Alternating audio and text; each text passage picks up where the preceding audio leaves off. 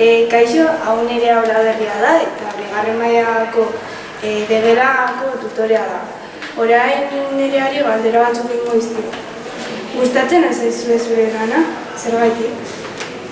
Bai, gustatzen zait nire lana, alde batetik ikasleekin egotea oso interesantea egiten zaitelako, ikusteko zer bizipen dituzuen, eta beste alde batetik matematika irakastea asko gustatzen zait, gaia bera asko gustatzen zaidalako.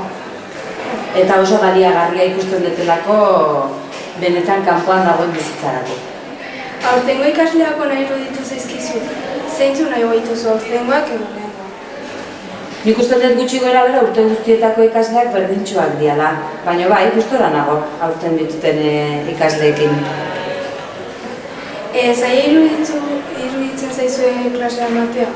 Batzutan, orduaren arabera, batzutan asko hitz egiten duzue eta gehiago kostatzen da klasea ematea gai. Batzutan bai. Eta zer pentsatzen duzu azterketa jartzeari buruz?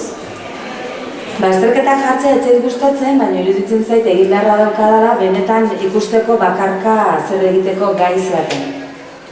Eskerrik asko eta hau izan. Zuei eskerrik asko.